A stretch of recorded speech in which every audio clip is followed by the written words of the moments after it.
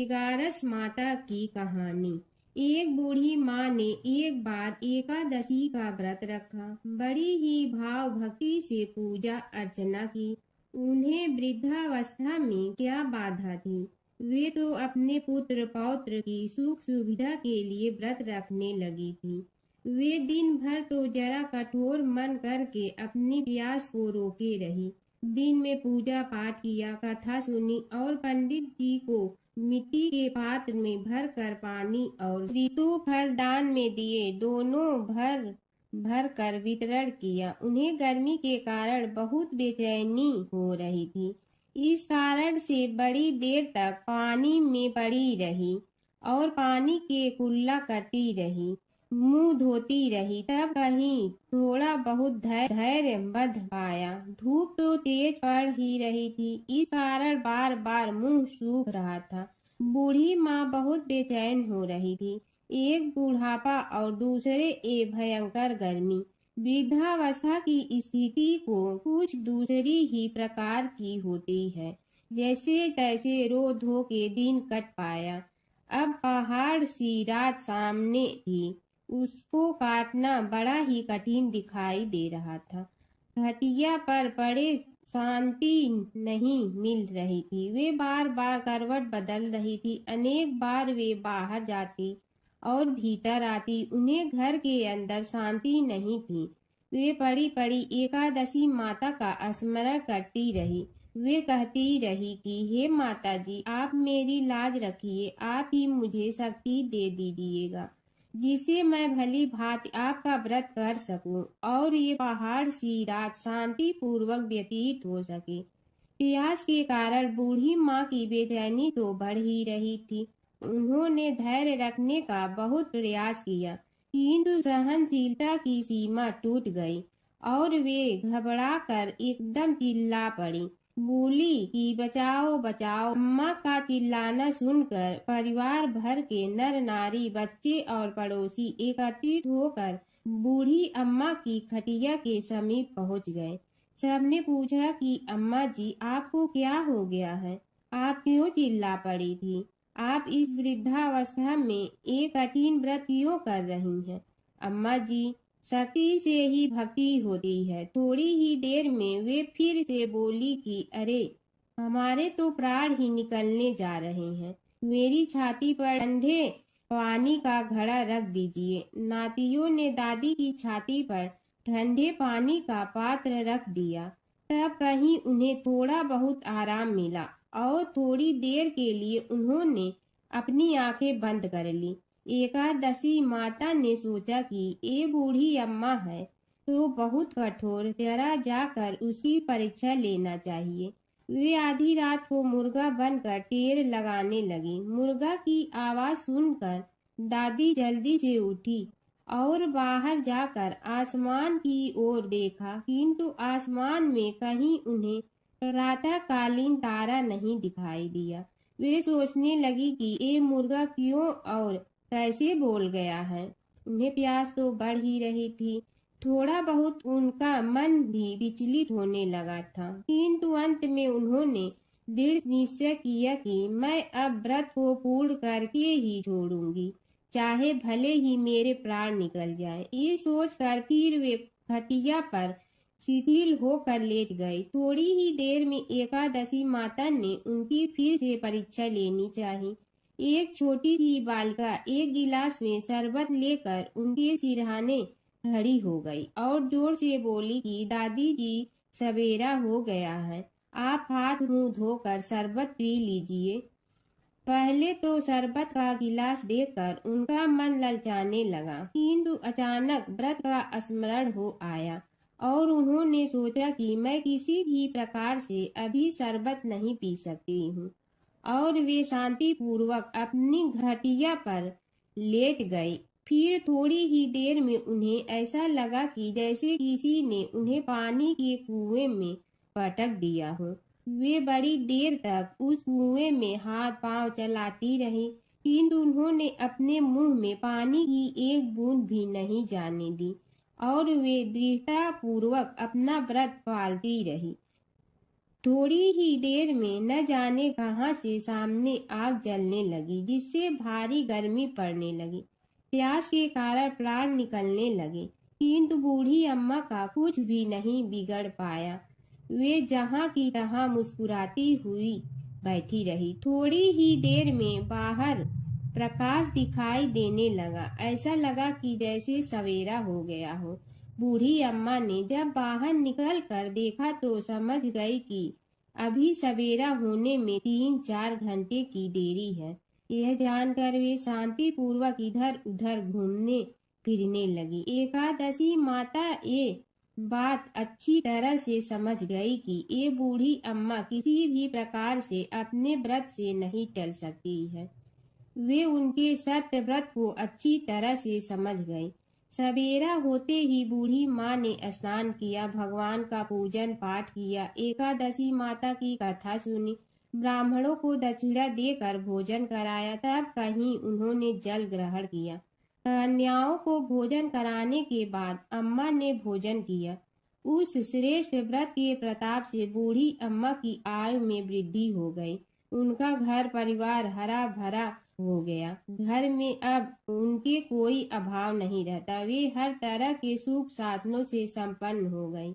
नाती नतीनों से उनका घर भर गया और वे उसी दिन से 12 महीने की एकादशी का व्रत करने लगी। एकादशी माता के व्रत के प्रताप से इस संसार में हर प्रकार के सुख भोग कर अंत में वैकुंठ धाम को चली गई। ऐसा है तुरंत फल देने वाला एकादशी माता का व्रत। भगवान विष्णु और नारद की कथा। एक बार नारद मुनि जी ने भगवान विष्णु जी से पूछा, हे भगवान, आपका इस समय सबसे प्रिय भक्त कौन है?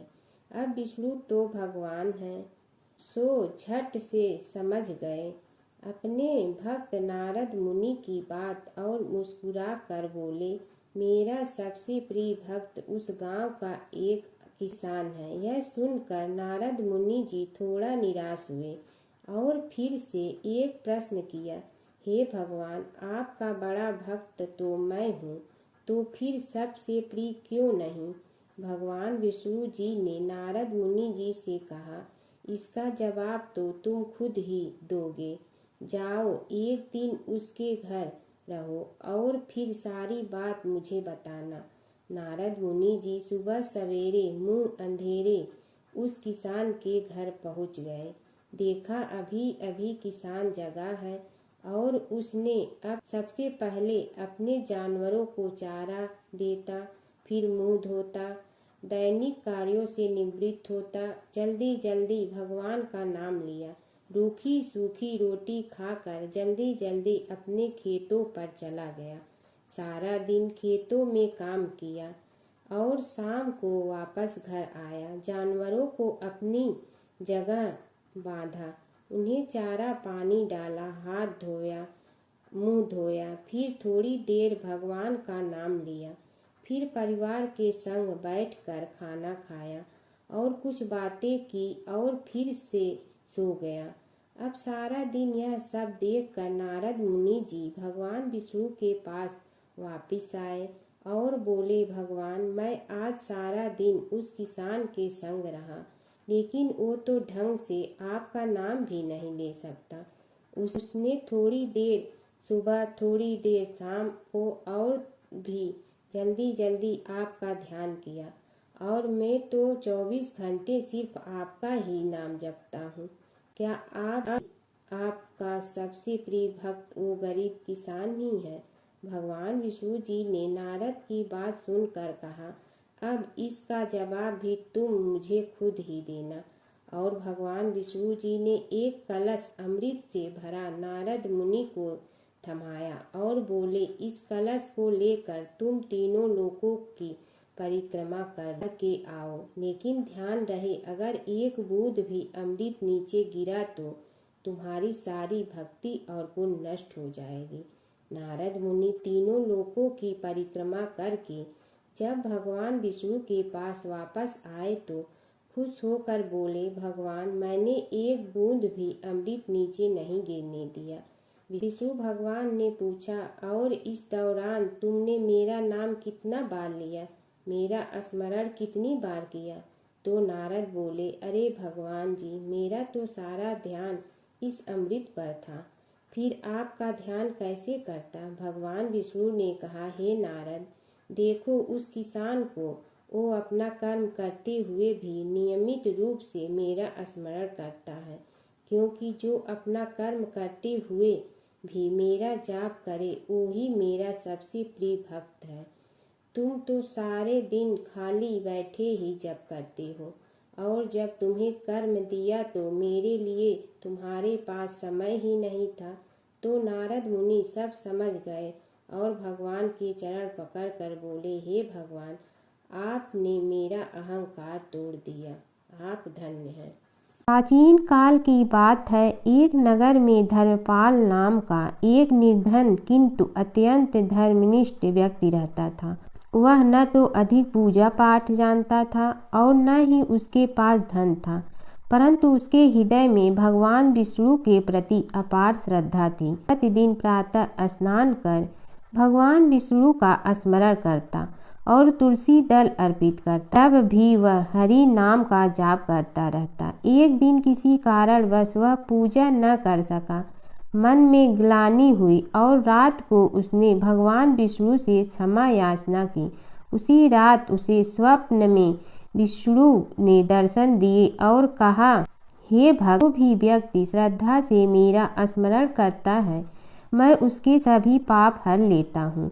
भक्ति में विधि नहीं, भाव प्रधान होता है। कुछ समय बाद धर्मपाल के जीवन की सभी कठिनाइयाँ दूर हो गई। उसके घर में सुख, शांति और समृद्धि आ गई। अंत समय में उसे वैकुंठ लोक की प्राप्ति हुई। विष्णु भगवान की कथा। एक नगर में एक सेठ व एक सेठानी रहते थे, और सेठानी रोज विष्णु भगवान की पूजा करती थी। सेठ को उसका पूजा करना बिल्कुल अच्छा नहीं लगता था।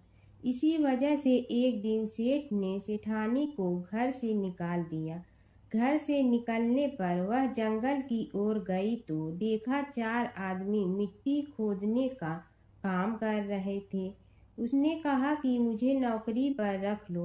उन्होंने उसे रख लिया, लेकिन मिट्टी खोदने से सेठानी के हाथों में छाले पड़ गए और उसके बाल भी उड़ गए।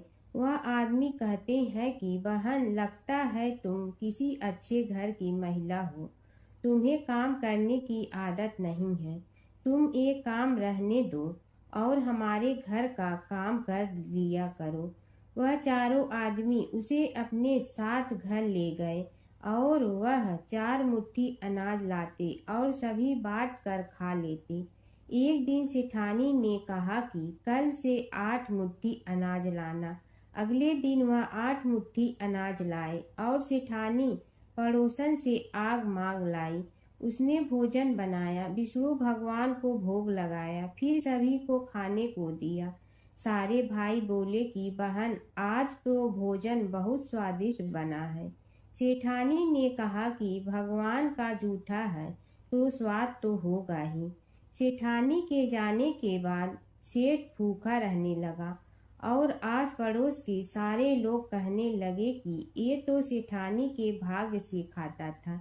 एक दिन सेठ अपनी सेठानी को ढूंढने चल पड़ा। उसने ढूंढते हुए वह भी उस जंगल में पहुंच गया जहां वह चारों आदमी मिट्टी खोद रहे थे। सेठ ने उन्हें देखा तो कहा कि भाई, मुझे भी काम पर रख लो। उन आदमियों ने उसे काम पर रख लिया, लेकिन मिट्टी खोदने से उसके भी हाथों में छाले पड़ गए और बाल उड़ने लगे। उसकी यह हालत देख चारों बोले कि तुम्हें काम की आदत नहीं है, तुम हमारे साथ चलो और हमारे घर में रह लो। सेठ उन चारों आदमियों के साथ उनके घर चला गया और जाते ही उसने सेठानी को पहचान लिया, लेकिन सेठानी घूंघट में थी तो सेठ को देख नहीं पाई। सेठानी ने सभी के लिए भोजन तैयार किया और हर रोज की भांति विष्णु भगवान को भोग लगाया। उसने उन चारों भाइयों को भोजन परोस दिया, लेकिन जैसे ही वह सेठ को भोजन देने लगी तो विष्णु भगवान ने उसका हाथ पकड़ लिया। भाई बोले कि बहन, ये तुम क्या कर रही हो? वह बोली, मैं कुछ नहीं कर रही हूँ, मेरा हाथ तो विष्णु भगवान ने पकड़ लिया है। भाई बोले, हमें भी विष्णु भगवान के दर्शन कराओ। उसने भगवान से प्रार्थना की तो विष्णु जी प्रकट हो गए। सभी ने दर्शन किए। सेठ ने सेठानी से क्षमा मांगी और सेठानी को साथ चलने को कहा। भाइयों ने अपनी बहन को बहुत सा धन देकर विदा किया। जब सेठानी के साथ सेठ भी भगवान विष्णु की पूजा करने लगा और उनके परिणाम से उनका घर अन्न धन से भर गया। एक बार एक नगर में एक मालिन रहती थी। उसके पति चल बसे थे। उसका एक 4 साल का पुत्र था। उसकी सास कठोर हृदय की स्त्री थी। वह बहू को बहुत तकलीफ देती थी। एक दिन सास ने बहू और पोते को घर से निकाल दिया। वे दोनों रोते हुए चलते चलते एक जंगल में जा पहुंचे। वहां एक बड़े पेड़ के नीचे बैठ गए। वहां से थोड़ी दूर पर एक गणेश जी का मंदिर था। वहां बहुत लोग गणेश जी के दर्शन करने आते थे। दर्शन करके गणेश जी को प्रसाद चढ़ाते थे। फिर वह प्रसाद सबको बांट देते थे। इस प्रसाद से माँ बेटे का गुजारा होने लगा। दोनों गणेश जी की पूजा पाठ में लग गए। एक दिन उन्होंने सोचा क्यों न हम भी जंगल से फूल लाकर बेचें। वे रोज जंगल से फूल लाकर उसकी माला बनाकर बेचने लगे। साथ में पूजा की सामग्री और प्रसाद भी बेचने लगे। इससे उनको आमदनी होने लगी। गणेश जी की कृपा से आमदनी बढ़ने लगी। जल्दी ही उन्होंने एक मकान और एक दुकान बना लिया। एक राजा की लड़की मंदिर में रोज पूजा करने आती थी।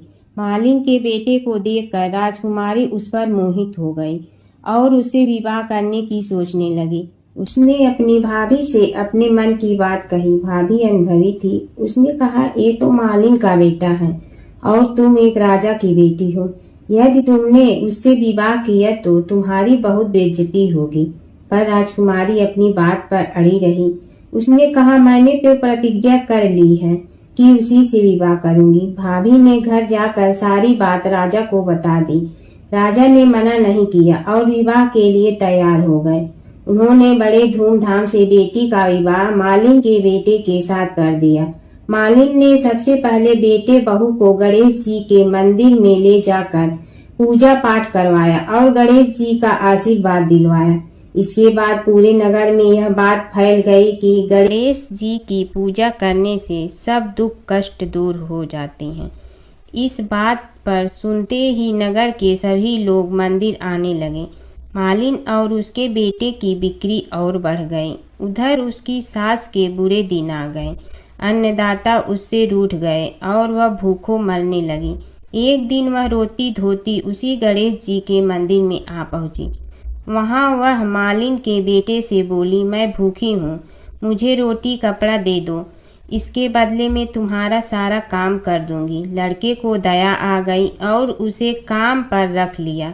उसने अपनी दादी को नहीं पहचाना। जब मालिन घर आई तो उसने सास को पहचान लिया। वह सास से बोली, सासू जी आप यहाँ कैसे? सास ने पोते की तरफ इशारा करके कहा, मेरी इस सेठ के यहाँ नौकरी लग गई है। बहू बोली, यह आपका पोता है और यह घर भी आपका ही है, यह दुकान भी आपकी ही है। जब आपने हमें घर से निकाला तब गणेश जी ने हमारी रक्षा की। बहू की बात सुनकर सास बोली, मेरी करनी मैं भोगूंगी। बहू बोली, सासू जी अब आप हमारे यहाँ रहो और पोते का सुख देखो। हे गणेश जी महाराज, जैसा सुख आपने मालिन को दिया वैसा ही सुख सबको देना। प्राचीन काल की बात है। नैमिषारण्य क्षेत्र में ऋषि महर्षि और साधु संतों का समाज जुड़ा था। उसमें श्री सूत जी भी विद्यमान थे। शौनक जी ने उनकी सेवा में उपस्थित होकर निवेदन किया कि हे अज्ञान रूप घोर तिमिर को नष्ट करने में करोड़ों सूर्यों के समान प्रकाशमान श्री सूत जी, हमारे कानों के लिए अमृत के समान जीवन प्रदान करने वाले कथा तत्व का वर्णन कीजिए। हे सूत जी, हमारे हृदयों में ज्ञान के प्रकाश की वृद्धि तथा भक्ति, वैराग्य और विवेक की उत्पत्ति जिस कथा से हो सकती हो, वह हमारे प्रति कहने की कृपा कीजिए। शौनक जी की जिज्ञासा से सूत जी बड़े प्रसन्न हुए। पुरातन इतिहासों के स्मरण से उनका शरीर पुलकायमान हो रहा था।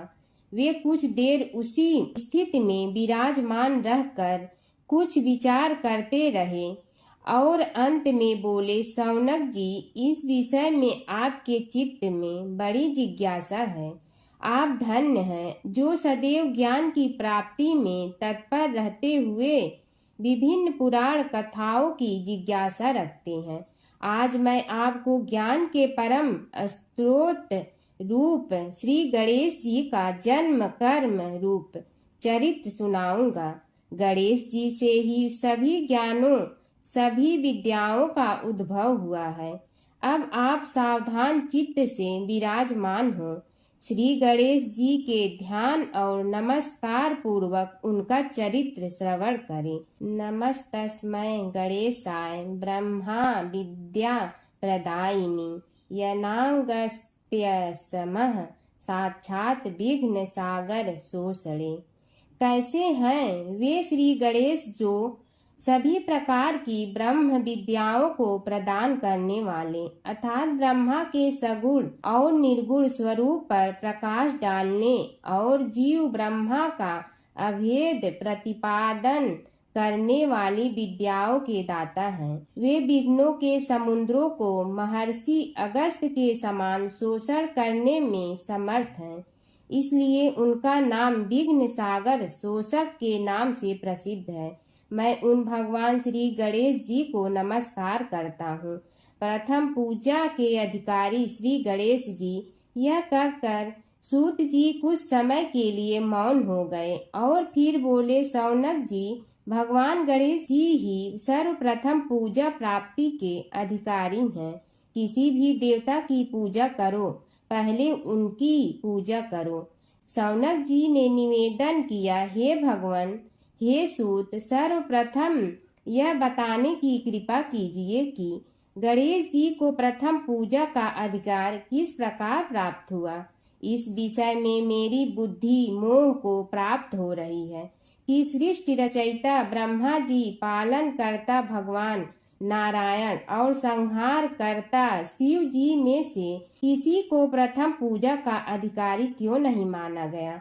यह त्रिदेव ही तो सबसे बड़ा देवता माने जाते हैं। सूत जी ने कहा, शौनक जी, यह भी एक रहस्य ही है।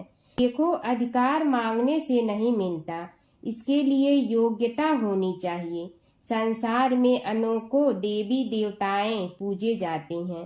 पहले जो जिसका इष्ट देव होता है वह उसी की पूजा किया करता है। इससे बड़े देवताओं के महत्व में कमी आने की आशंका उत्पन्न हो गई। इस कारण देवताओं में परस्पर विवाद होने लगा। वे उसका निर्णय प्राप्त करने के लिए शिव जी के पास पहुँचे और प्रणाम करके पूछने लगे, प्रभु, हम सब में प्रथम पूजा का अधिकारी कौन है। शिव जी सोचने लगे कि किसे प्रथम पूजा का अधिकारी माने। तभी उन्हें एक युक्ति सूझी। बोले, देवगण, इसका निपटारा बातों से नहीं तथ्यों से होगा।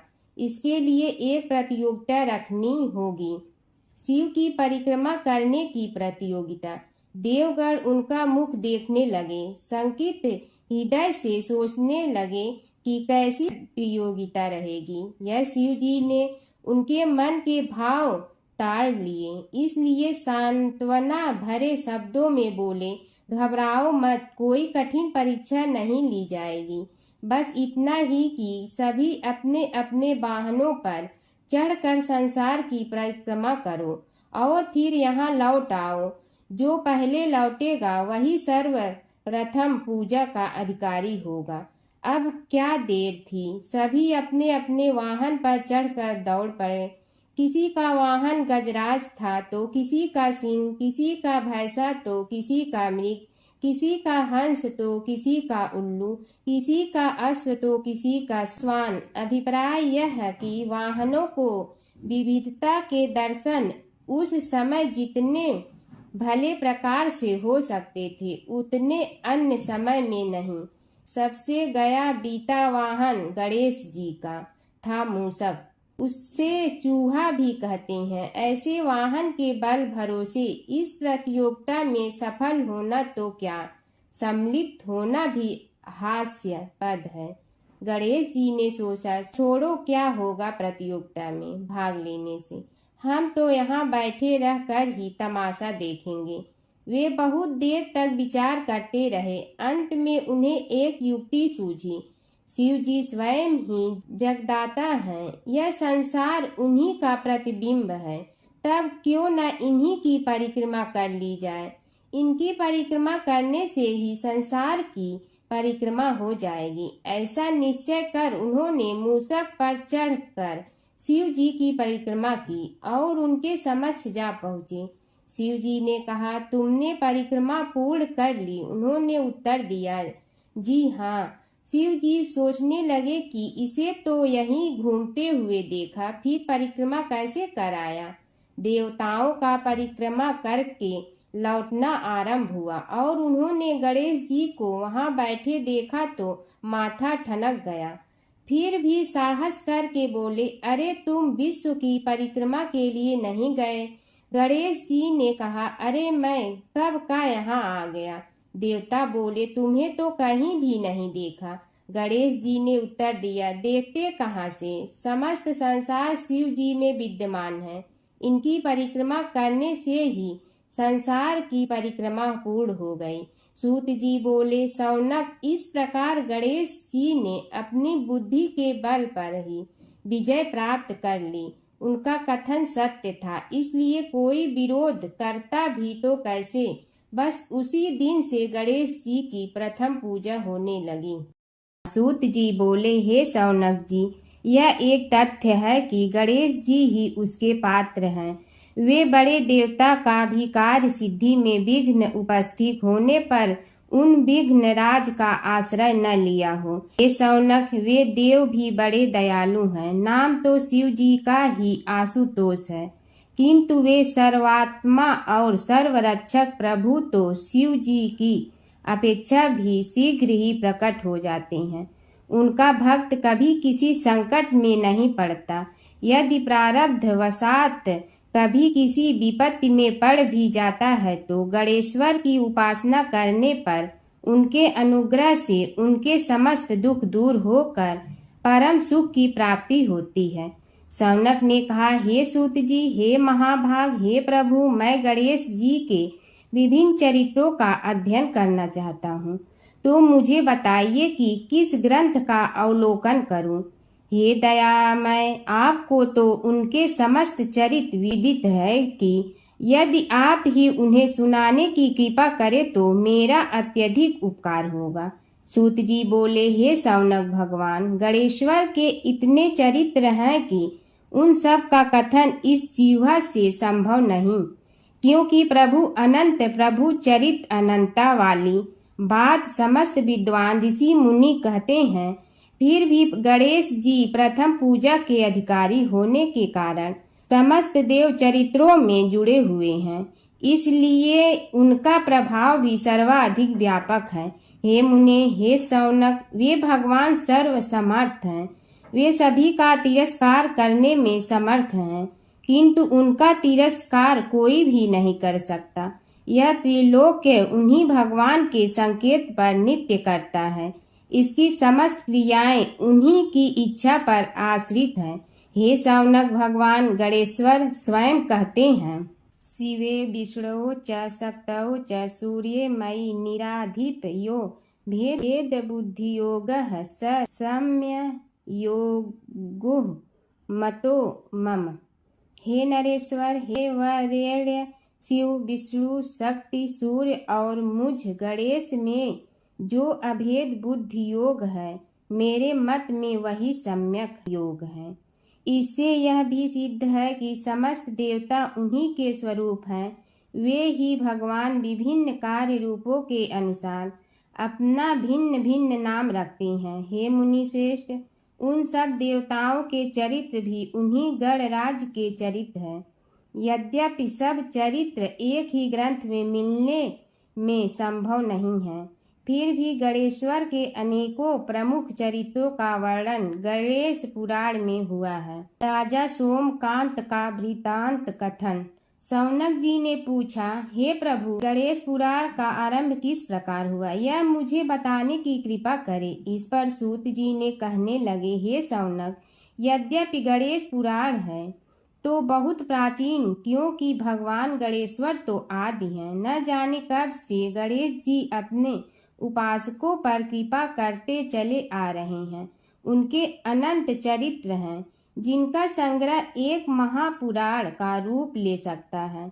उसे एक बार भगवान नारायण ने नारद जी को और भगवान ने शंकर और जगन जननी पार्वती जी को सुनाया था।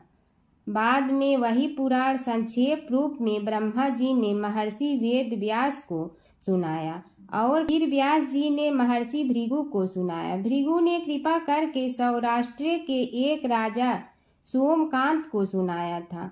तब से वह पुराण अनेक कथाओं में विस्तृत होता रहा और अनेक कथाओं से रहित होता हुआ अनेक रूप में प्रचलित है। शौनक जी ने पूछा, भगवान, आप यह बताने का कष्ट करें कि राजा सोमकांत कौन था। उसने महर्षि से गणेश पुराण का श्रवण कहाँ किया था, उस पुराण के श्रवण से उसे क्या क्या उपलब्धियां हुई। हे नाथ, मुझे श्री गणेश्वर की कथा के प्रति उत्कंठा बढ़ती ही जा रही है। सूत जी बोले, हे शौनक, सौराष्ट्र के देवनगर नाम की एक प्रसिद्ध राजधानी थी। वहाँ का राजा सोमकांत था। वह अपनी प्रजा का पुत्र के समान पालन करता था। वह वेद ज्ञान संपन्न, शस्त्र विद्या में पारंगत एवं प्रबल प्रतापी राजा, समस्त राजाओं में मान्य तथा अत्यंत वैभवशाली था। उसका ऐश्वर्य कुबेर के भी ऐश्वर्य को लज्जित करता था। उसने अपने पराक्रम से अनेकों देश जीत लिए थे। उसकी पत्नी अत्यंत रूपवती, गुणवती, धर्माज्ञा एवं पतिव्रत धर्म का पालन करने वाली थी। वह सदैव अपने प्राणनाथ की सेवा में लगी रहती थी। उसका नाम सुधर्मा था। जैसे वह प्रतिव्रता थी, वैसे ही राजा भी एक पत्नी व्रता का पालन करने लगा। उसके हेमकांत नामक एक सुंदर पुत्र था। वह भी सभी विद्याओं का ज्ञाता और अस्त्र शस्त्रादि के अभ्यास में निपुण हो गया था। यह सभी श्रेष्ठ लक्षणों से संपन्न, सद्गुणी एवं प्रजा जनों के हितों का अत्यंत पोषक था। इस प्रकार राजा सोमकांत स्त्री, पुत्र, पशु, वाहन, राज्य एवं प्रतिष्ठा आदि से सब प्रकार सुखी था। उससे दुख तो था ही नहीं। सभी राजागण उसका हार्दिक सम्मान करते थे तथा उसकी श्रेष्ठ कीर्ति भी संसार व्यापी थी। परंतु युवा अवस्था के अंत में सोमकांत को घृणित कोष्ठ रोग हो गया। उसके अनेक उपचार किए गए, किंतु कोई लाभ नहीं हुआ। रोग शीघ्रता से बढ़ने लगा और उसके कीड़े पड़ गए। जब रोग की अधिक वृद्धि होने लगी और उसका कोई उपाय न हो सका, तो राजा ने मंत्रियों को बुलाकर कहा, सुव्रतो, जाने किस कारण यह रोग मुझे पीड़ित कर रहा है। अवश्य ही यह किसी पूर्व जन्म के पाप का फल होगा। इसलिए मैं अब अपना समस्त राजपाट छोड़कर वन में रहूंगा। मेरे पुत्र हेमकांत को मेरे समान मानकर राज्य शासन का धर्म पूर्वक संचालन कराते रहें।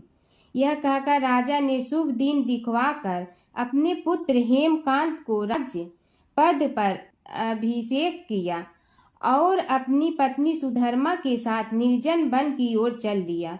प्रजापालक राजा के वियोग में समस्त प्रजा जन अश्रु बहाते हुए उनके साथ चले गए। राज्य की सीमा पर पहुंचकर राजा ने अपने पुत्र अमात्यगण और प्रजा जनों को समझाया, आप सब लोग धर्म के जानने वाले, श्रेष्ठ आचरण में तत्पर एवं सहृदय हैं। यह संसार तो वैसे भी परिवर्तनशील है। जो आज है वह कल नहीं था और आने वाले कल में भी नहीं रहेगा। इसलिए मेरे जाने से दुख का कोई कारण नहीं है। मेरे स्थान पर मेरा पुत्र सभी कार्यों को करेगा, इसलिए आप सब उसके अनुशासन में रहते हुए उसे सदैव सम्मान करते रहें।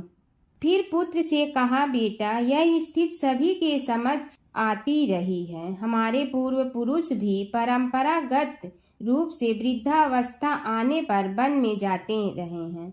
मैं कुछ समय पहले ही वन में जा रहा हूँ, तो कुछ पहले या पीछे जाने में कोई अंतर नहीं पड़ता। यदि कुछ वर्ष बाद जाऊं तब भी मोह का त्याग करना ही होगा। इसलिए हे वत्स, तुम दुखित मत हो और मेरी आज्ञा मानकर राज्य शासन को ठीक प्रकार चलाओ। ध्यान रखना, क्षत्रिय धर्म का कभी त्याग न करना और प्रजा को सदा सुखी रखना।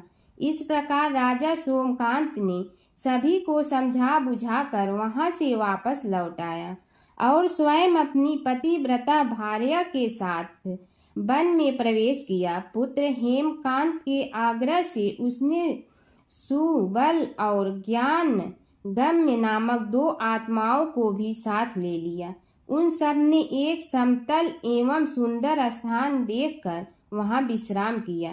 तभी उन्हें एक मुनि कुमार दिखाई दिया। राजा ने उससे पूछा, तुम कौन हो, कहाँ रहते हो? यदि उचित समझो तो मुझे बताओ। मुनि बालक ने कोमल बाड़ी में कहा, मैं महर्षि भृगु का पुत्र हूँ। मेरा नाम च्यवन है। हमारा आश्रम निकट में ही है। अब आप भी अपना परिचय दीजिए। राजा ने कहा, मुनि कुमार, आपका परिचय पाकर मुझे बड़ी प्रसन्नता हुई। मैं सौराष्ट्र के देवनगर नामक राज्य का अधिपति रहा हूँ। अब अपने पुत्र को राज्य देकर मैंने अरण्य की शरण ली है। मुझे कुष्ठ रोग अत्यंत पीड़ित किए हुए हैं। उसकी निवृत्ति का कोई उपाय करने वाला हो तो कृपा कर मुझे बताइए। मुनि कुमार ने कहा, मैं अपने पिताजी से अपना वृतांत कहता हूँ, फिर वे जैसा कहेंगे आपको बताऊंगा। यह कहकर मुनि बालक चला गया और कुछ देर में ही आकर बोला, राजन, मैंने आपका वृतांत अपने पिताजी को बताया। उनकी आज्ञा हुई है कि आप सब मेरे साथ आश्रम में चलकर उनसे भेंट करें, तभी आपके रोग के विषय में भी विचार किया जाएगा। राजा सोमकांत के पूर्व जन्म का वृत्तांत भृगु द्वारा वर्णन। राजा अपनी पत्नी और अमात्यों के सहित च्यवन के साथ साथ भृगु आश्रम में जा पहुंचा और उन्हें प्रणाम कर बोला, हे भगवान, हे महर्षि, मैं आपकी शरण हूँ। आप मुझ कुष्ठी पर कृपा कीजिए। महर्षि बोले, राजन, यह तुम्हारे किसी पूर्व जन्म कृत पाप का ही उदय हो गया है। इसका उपाय मैं विचार करके बताऊंगा। आज तो तुम सब स्नान आज से निवृत्त होकर रात्रि विश्राम करो। महर्षि की आज्ञा अनुसार सबने स्नान भोजन आदि के उपरांत रात्रि व्यतीत की और प्रातः काल स्नान आदि नित्य कर्मों से निवृत्त होकर महर्षि की सेवा में उपस्थित हुए।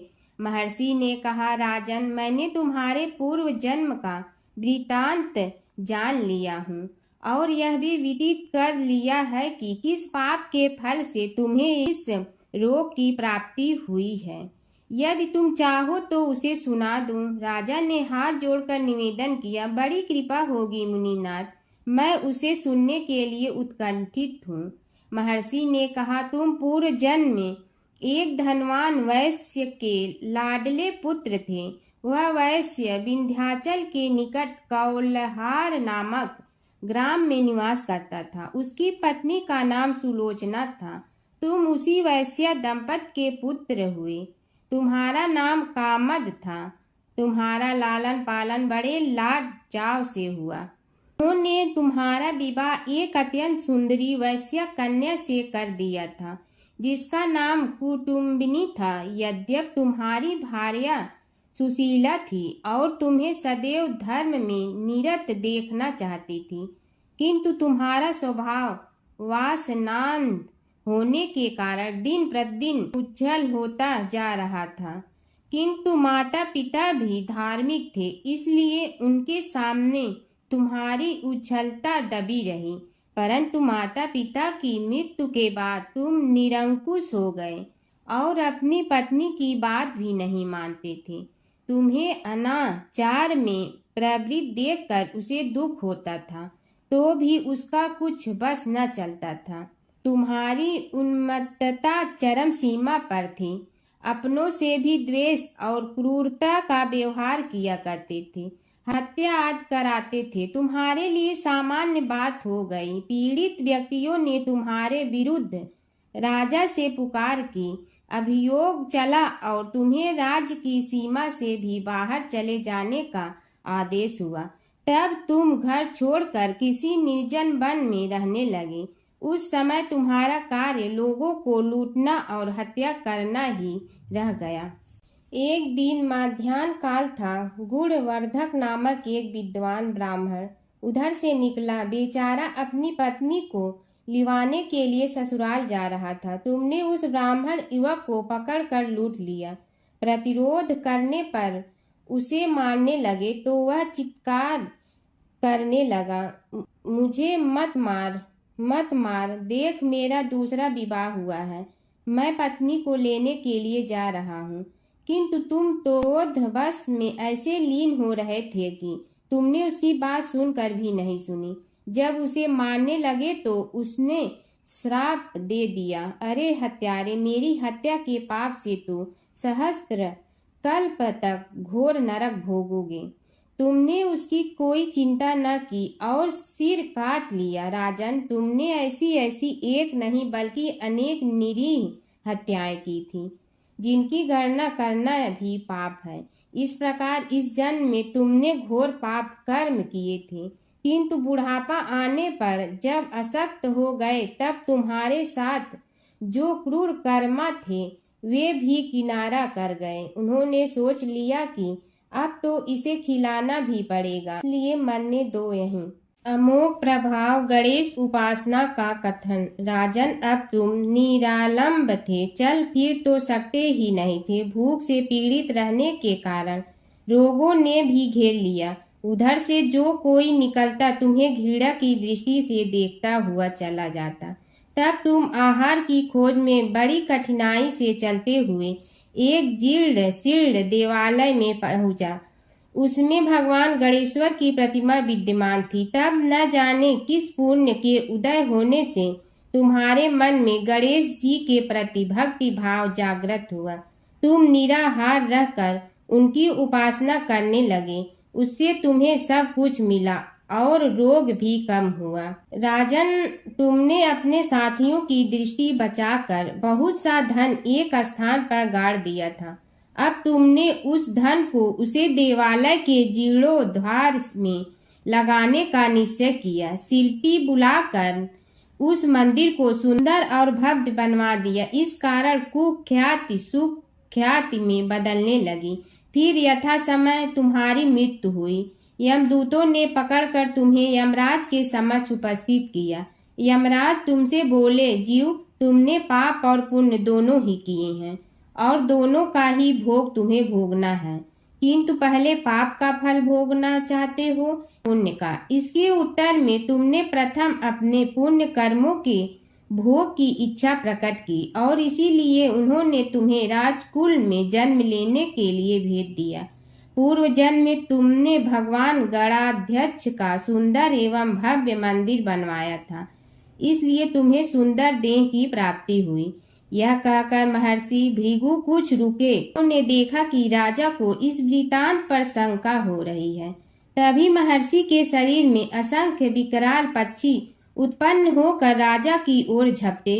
उनकी चोंच बड़ी तीक्ष्ण थी, जिनसे वे राजा के शरीर को नोच नोच कर खाने लगे। उसके कारण उत्पन्न असहनीय पीड़ा से व्याकुल हुए राजा ने महर्षि के समक्ष हाथ जोड़कर निवेदन किया, प्रभु, आपका आश्रम तो समस्त द्वेष आदि से परे है और यहाँ मैं आपकी शरण में बैठा हूँ। तब यह पक्षी मुझे आकर ही क्यों पीड़ित कर रहे हैं? हे मुनिनाथ, इनसे मेरी रक्षा कीजिए। महर्षि ने राजा के अंतर्वचन सुनकर सांत्वना देते हुए कहा, राजन, तुमने मेरे वचनों में शंका की थी, और जो मुझ सत्यवादी के कथन में शंका करते हैं उसे खाने के लिए मेरे शरीर से इसी प्रकार पक्षी प्रकट हो जाते हैं, जो कि मेरे हुंकार करने पर भस्म हो जाया करते हैं। यह कर महर्षि ने हुंकार की और तभी वे समस्त पक्षी भस्म हो गए। राजा श्रद्धावनत होकर उनके समक्ष अश्रुपात करता हुआ बोला, प्रभु, अब आप पाप से मुक्त होने का उपाय कीजिए। महर्षि ने कुछ विचार कर कहा, राजन, तुम पर भगवान गणेश्वर की कृपा सहज रूप से है और वे ही प्रभु तुम्हारे पापों को भी दूर करने में समर्थ हैं। इसलिए तुम उनके पाप नाशक चरित्रों का श्रवण करो।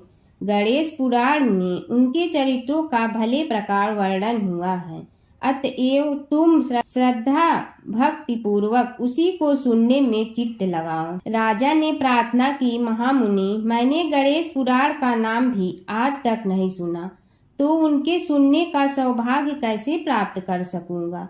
हे नाथ, आपसे अधिक ज्ञानी और प्रकांड विद्वान और कौन हो सकता है। आप ही मुझ पर कृपा कीजिए। महर्षि ने राजा की दीनता देखकर उसके शरीर पर अपने कमंडल का मंत्रपूत जल छिड़का। तभी राजा को एक छींक आई और नासिका से एक अत्यंत छोटा काले वर्ण का पुरुष बाहर निकल आया। देखते देखते वह बढ़ गया। उसके भयंकर रूप को देखकर राजा कुछ भयभीत हुआ, किंतु समस्त आश्रमवासी वहां से भाग गए। वह पुरुष महर्षि के समक्ष हाथ जोड़कर खड़ा हो गया। उन्हें उसकी ओर देखा और कुछ उच्च स्वर में बोले, तू कौन है, क्या चाहता है। वह बोला, मैं साक्षात पाप हूँ, समस्त पापियों के शरीर में मेरा निवास है। आपके मंत्रपूत जल के स्पर्श से मुझे विवश होकर राजा के शरीर से बाहर निकलना पड़ा है। अब मुझे बड़ी भूख लगी है, बताइए क्या खाऊं और कहाँ रहूं। महर्षि बोले, तू उस आम के अवकाश स्थान में निवास कर और उसी वृक्ष के पत्ते खाकर जीवन निर्वाह कर। यह सुनते ही वह पुरुष आम के वृक्ष के पास पहुंचा, किंतु उसके स्पर्श मात्र से वह वृक्ष जलकर भस्म हो गया। फिर जब पाप पुरुष को रहने के लिए कोई स्थान दिखाई न दिया तो वह भी अंतर्हित हो गया। माता सीता की कथा। यह कहानी सीता माता कहती थी और श्री राम इसे सुना करते थे। एक दिन श्री राम भगवान को किसी काम के लिए बाहर जाना पड़ा, तो सीता माता कहने लगी कि भगवान, मेरा तो 12 वर्ष का नित्य नियम है। अब आप बाहर जाएंगे तो मैं अपनी कहानी किसे सुनाऊंगी। श्री राम ने कहा कि तुम कुएं की पाल पर जाकर बैठ जाना और वहां जो औरतें पानी भरने आएंगी उन्हें अपनी कहानी सुना देना। सीता माता कुएं की पाल पर जाकर बैठ जाती हैं। एक स्त्री आई, उसने रेशम की जड़ी की साड़ी पहन रखी थी और सोने का घड़ा ले रखा था। सीता माता उसे देख कहती हैं कि बहन, मेरा 12 वर्ष का नित्य नेम सुन लो। पर वह स्त्री बोली कि मैं तुम्हारा नित्य नेम सुनूंगी तो मुझे घर जाने में देरी हो जाएगी और मेरी सास मुझसे लड़ेंगी। उसने कहानी नहीं सुनी और चली गई। उसकी रेशम जड़ी की साड़ी फट गई, सोने का घड़ा मिट्टी के घड़े में बदल गया। सास ने देखा तो पूछा कि ये किसका दोष अपने सिर लेकर आ गई है। बहू ने कहा कि कुएं पर एक औरत बैठी थी, उसने कहानी सुनने के लिए कहा, लेकिन मैंने सुनी नहीं, जिसका यह फल मिला है। बहू की बात सुनकर अगले दिन वही साड़ी और घड़ा लेकर सास कुएं की पाल पर गई। सास को वहीं माता सीता बैठी मिली, तो माता सीता ने कहा कि बहन, मेरी कहानी सुन लीजिए। सास बोली कि एक बार छोड़, मैं तो 4 बार कहानी सुन लूंगी। राम आए, लक्ष्मण आए, देश के पुजारी आए, नित नेम का नेम लाए, आओ राम बैठो राम, तपी रसोई जियो राम, माखन मिश्री खाओ राम। दूध बतासा पियो राम, सूत के पलका मोठो राम। साल दुसाला पोठो राम, साल दुसाला ओढ़ो राम। जब बोलो जब राम ही राम, राम संवारे सबके काम। खाली घर भंडार भरेंगे, सबका बेड़ा पार करेंगे। श्री राम जय राम जय जय राम। सास बोली कि बहन कहानी तो बहुत अच्छी लगी। कहानी सुनकर सास घर चली गई और उसकी साड़ी फिर से रेशम जरी की बन गई। मिट्टी का घड़ा फिर सोने के घड़े में बदल गया। बहू कहने लगी, सासू माँ आपने ये सब कैसे किया? सास ने कहा कि बहू तू दोष लगा के आई थी और मैं अब दोष उतार कर आ रही हूँ। बहू ने फिर पूछा कि वह कुएं वाली स्त्री कौन है? सास बोली कि वे सीता माता थी। वे पुराने से नया कर देती हैं, खाली घर में भंडार भर देती हैं। वह लक्ष्मी जी का वास घर में कर देती हैं। आदमी की जो भी इच्छा हो उसे पूरा कर देती हैं। बहू बोली कि ऐसी कहानी मुझे भी सुना दो। सास बोली कि ठीक है तुम भी सुनो, और सास ने कहानी शुरू की। राम आए लक्ष्मण आए, देश के पुजारी आए। नित नेम का नेम लाए, आओ राम बैठो राम। तपी रसोई जियो राम, माखन मिश्री खाओ राम। दूध बतासा पियो राम, सूत के पलका मोठो राम। साल दुसाला पोठो राम, साल दुसाला ओढ़ो राम। जब बोलो जब राम ही राम, राम संवारे सबके काम। खाली घर भंडार भरेंगे, सबका बेड़ा पार करें। श्री राम जय राम जय जय राम। कहानी सुनकर बहू बोली कि कहानी तो बहुत अच्छी है। सास ने कहा कि ठीक है, इस कहानी को रोज कहा करेंगे। अब सास बहू रोज सवेरे उठती, नहाती धोती और पूजा करने के बाद नितनेम की सीता की कहानी कहती। एक दिन उनके यहाँ एक पड़ोस की औरत आई और बोली कि बहन जरा सी आँच दे ना। तो वह बोली कि आज तो अभी हमने जलाई ही नहीं। पड़ोसन ने कहा कि तुम सुबह 4 बजे से उठकर क्या कर रही हो? फिर उन्होंने कहा कि सुबह उठकर हम पूजा करते हैं, फिर सीता माता की नितनेम की कहानी कहते हैं। पड़ोसन ने उसकी बात सुनकर फिर कहा कि सीता माता की कहानी कहने से तुम्हें क्या मिलता है? वे बोली कि इनकी कहानी कहने से घर में भंडार भर जाते हैं, सारे काम सिद्ध होते हैं, मन की इच्छा भी पूरी हो जाती है। पड़ोसन कहती है कि बहन ऐसी कहानी तो मुझे भी सुना दो। फिर वह बोली कि ठीक है तुम भी यह कहानी सुन लो। राम आए लक्ष्मण आए, देश के पुजारी आए। नित नेम का नेम लाए, आओ राम बैठो राम। सारी कहानी सुनने के बाद पड़ोसन कहने लगी, बहन कहानी तो मुझे बहुत अच्छी लगी। अब वह पड़ोसन भी नित नेम सीता माता की कहानी कहने लगी। कहानी कहने से सीता माता ने पड़ोसन के भी भंडार भर दिए। अब तो पूरे मोहल्ले में नित नेम की कथा चल पड़ी। हर किसी की मनोकामना पूरी होने लगी। हे सीता माता, जैसे आपने उनके भंडार भरे वैसे ही आप हमारे भी भंडार भरना, सबकी भरना, कहानी सुनने वाले के भी और कहानी कहने वाले के भी। एक समय की बात है, एक भाई बहन रहते थे। बहन का नियम था कि वह अपने भाई का चेहरा देखते ही खाना खाती थी। हर रोज वह सुबह उठती थी और जल्दी जल्दी सारा काम करके अपने भाई का मुंह देखने के लिए उसके घर जाती थी। एक दिन रास्ते में एक पीपल के नीचे गणेश जी की मूर्ति रखी थी। उसने भगवान के सामने हाथ जोड़कर कहा कि मेरे जैसा अमर सुहाग और मेरे जैसा अमर पीहर सबको दीजिए। यह कहकर वह आगे बढ़ जाती है। जंगल के झाड़ियों के कांटे उसके पैरों में चुभा करते थे। एक दिन भाई के घर पहुंची और भाई का मुंह देखकर बैठ गई। तो भाभी ने पूछा, पैरों में क्या हो गया है? यह सुनकर उसने भाभी को जवाब दिया कि रास्ते में जंगल के झाड़ियों के गिरे हुए कांटे पांव में चुभ गए हैं। जब वह वापस अपने घर आ जाए तब भाभी ने अपने पति से कहा कि रास्ते को साफ करवा दो, आपकी बहन के पांव में बहुत सारे कांटा चुभ गए हैं। भाई ने तब कुल्हाड़ी लेकर सारी झाड़ियों को काटकर रास्ता साफ कर दिया, जिससे गणेश जी का स्थान भी वहां से हट गया। यह देखकर भगवान गुस्सा हो गए और उसके भाई के प्राण हर लिए।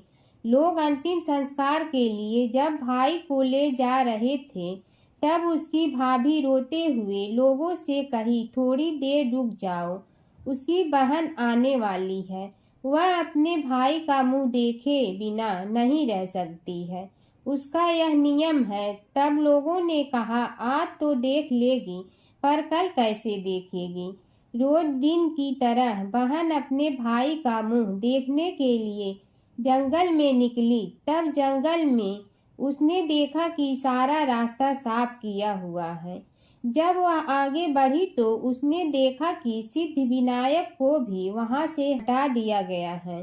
तब उसने जाने से पहले गणेश जी को एक अच्छे स्थान पर रखकर उन्हें स्थान दिया और हाथ जोड़कर बोली, भगवान, मेरे जैसा अमर सुहाग और मेरे जैसा अमर पीहर सबको देना। और फिर बोलकर आगे निकल गई।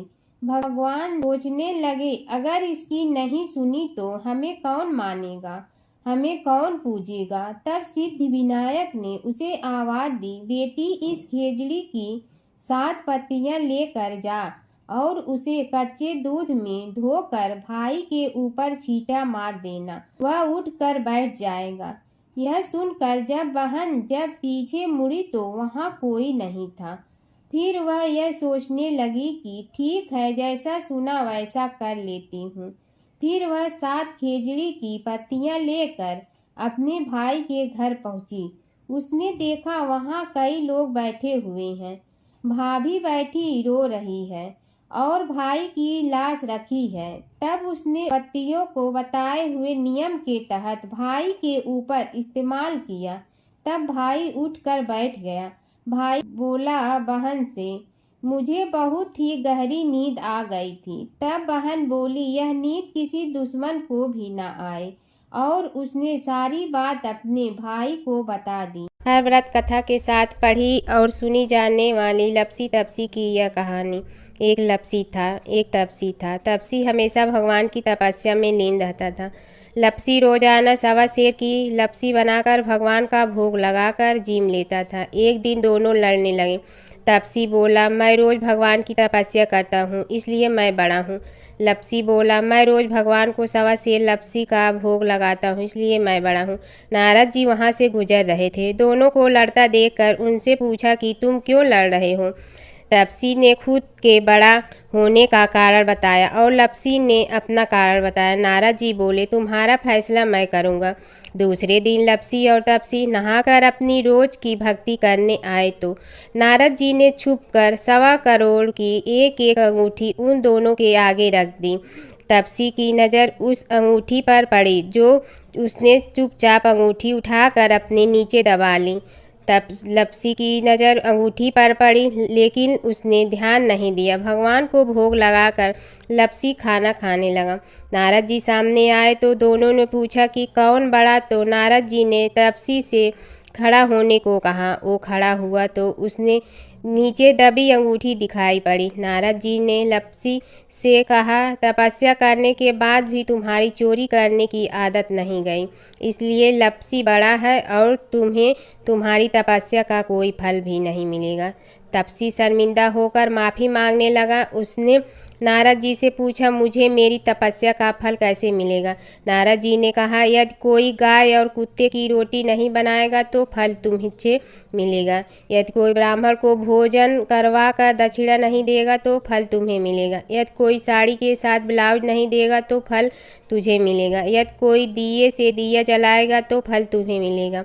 यदि कोई सारी कहानी सुने लेकिन तुम्हारी कहानी नहीं सुने तो फल तुझे मिलेगा। उसी दिन से हर व्रत कथा कहानी के साथ लपसी तपसी की कहानी भी सुनी और कही जाती है। ओम जय जगदीश हरे स्वामी, जय जगदीश हरे। भक्त जनों के संकट क्षण में दूर करे। ओम जय जगदीश हरे। जो ध्यावे फल पावे दुख बिन दे मन का, सुख संपत्ति घर आवे कष्ट मिटे तन का। ओम जय जगदीश हरे। मात पिता तुम मेरे शरण कहूँ किसकी, तुम बिनय और न दूजा आस करूँ जिसकी। ओम जय जगदीश हरे। तुम पूर्ण परमात्मा तुम अंतर्यामी, पार ब्रह्म परमेश्वर तुम सबके स्वामी। ओम जय जगदीश हरे। तुम बिंदा के सागर तुम पालन करता, मैं मूर्ख कल काम कृपा करो भरता। ओम जय जगदीश हरे। तुम हो ये कय गोचर सबके प्राणपति, किस विधि मिलूं दया में तुमको मैं कुमति। ओम जय जगदीश हरे। दीन बंधु दुख हरता तुम रक्षक मेरे, अपने हाथ उठाओ द्वार पड़ा तेरे।